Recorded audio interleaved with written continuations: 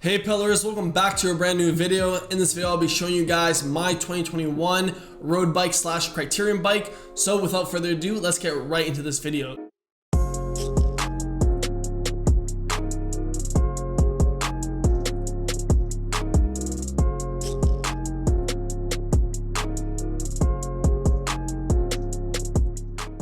So I've been asked this question quite often, and I thought what better way to actually summarize it with a video. So that's what I'm going to be doing today. But I get this question asked a lot, and this is basically my race / Criterium setup that I would have used if the season was ongoing. But since of the global situation, that has been put on hold for quite some time, and I'm hoping for 2021 I can actually do some racing. But if not, I do have other things in the works, so I will definitely be using this bike to its full extent, hopefully. But I was really using this primarily for road races and criteriums. So right now on screen, I'll just show you guys quickly the price and what the bike is. So it's a Giant TCR Advanced 2 KOM Edition 2020. This is the United States website, and it's retailing for, or was retailing for, $2,050 USD. You probably can get a pretty good discount because it is 2020 and now we're going to be going into 2021. Now in terms of a well-performing bike, it basically does everything that you would want out of a race bike. My only critique on the bike is the wheels were absolutely terrible, the aluminum stock rims,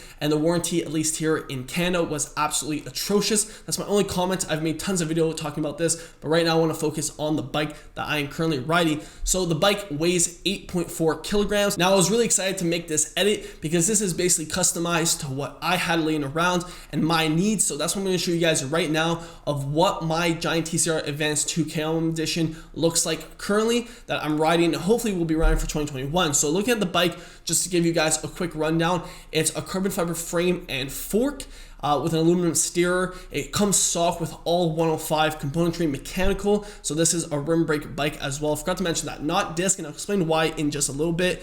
And then in terms of the stock rims, it has aluminum rims. And basically that's about it in terms of just the stock stuff that comes with it. And I'll show you guys right now with my crispy edit what I actually, changed out and kind of upgraded it. So right now, we're taking a look at my 2020 TCR Advanced 2. You can see that I have an Ultegra Power Pro power meter by Giant, Ultegra 5236, so semi-compact with a Shimano 105 front mech. And then also with the rear mech, it is also a 105, the newest 105. These shift very, very good. I made a whole video about why I love 105. Now you have China carbon rims and Shimano Ultegra pedals that I've had for so long, but the rims have held up also. I've had them for quite some time also, so pretty good rims. This is a 58 centimeter frame, so a size large, 110 millimeter stem because of the height, 44 centimeter bars, and along with the shifters are 105 as well. And then you can see I have 105 calipers to match. So basically the only thing that's Ultegra is the crank and also the pedals. That about wraps it up for my Giant 2020 TCR Advanced 2 KOM Edition. And now just looking at the bike, you can see that the biggest upgrade that I would say that I really noticed increased the overall ride quality would have to be the wheels. And I'll actually be making a video on my channel why I feel like wheels are such a good upgrade when you get to that level where you feel like a better road quality in terms of ride feel is necessary. But obviously it's not a determinant. You don't need to have upgraded wheels. But in terms of this whole setup, I'd say the best thing that I upgraded for racing would have to be the wheels. Now I'm pretty sure stock, it's 8.4 kilograms, which is 18.5 pounds. But since these are 15 millimeter depth China carbon rims, I'm pretty sure the weight wouldn't be that much lighter, maybe 8.1 kilograms if I'm not mistaken. I haven't weighed my bike recently. In terms of the saddle, it is a specialized saddle. I find saddles not that important to share because it's very personal. What might work for me probably will not work for you. And the one thing I really wanted to do with my bike was actually slam the stem because I do like an aggressive position.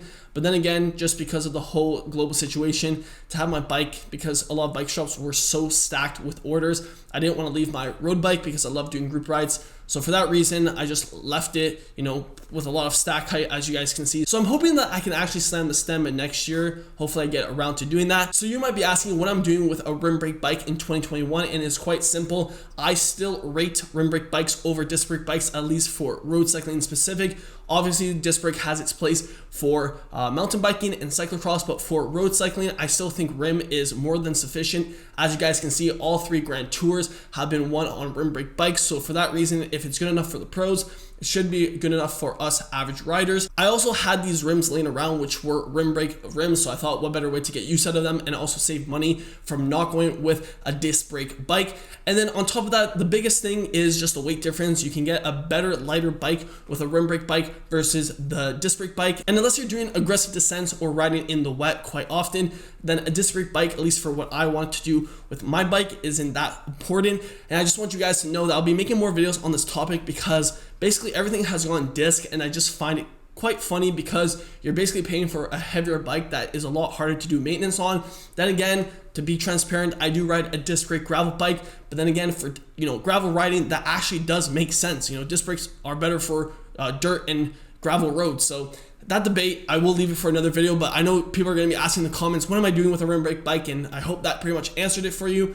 But other than that, this bike, in terms of the geometry, this geometry is pretty neutral, I would say, for a good climbing race bike, Criterium bike. Now, obviously, it's not super aero. This is a well-balanced all-around bike. And I've talked about this on my channel. I personally am a fan of not specific, climbing bikes, specific aero bikes. I'm a fan of all-around bikes. And the TCR, in terms of frame geometry, really gets that done. And a lot of brands you'll see actually have the best of both worlds. They have a bike that is their all-around bike. If you're actually debating what type of bike you should get for the 2021 season, I'd highly suggest, at least from my experience, having an all-around bike that's aero but also good at climbing and descending and cornering. Basically, that can do it all, should be what you're focused on. The only time I really see an advantage with an aero bike or a climb bike is that if that's what you're specifically targeting, meaning that you're doing a hill climb, you're doing specific criteriums where you're basically doing only criteriums for the whole season, or if you already have one frame that's an all-around bike and you want to get a more specified bike because you have the money to spend, then sure. I just feel like for the average racer, super passionate cyclist, weekend warrior, group ride, whatever type of cyclist you are, I feel like the all-around race bike is probably your best bet for comfort, for performance, for value. So that's my 2 cents. Now, I hope if you had that question of what my current setup is in terms of my road bike, that I answered it for you guys. Hopefully I can put this bike through some more tests when I do take it to some new terrain, hopefully in 2021. So we're hoping for the best. Lastly, I just want to say, if you guys have been supporting the channel and liking this video, really do appreciate it. It helps with the growth and making content, obviously, for this channel for you guys. So big thank you for that. If you guys are new, subscribe. Way more cycling content coming in the future. And until the next one, keep on pedaling.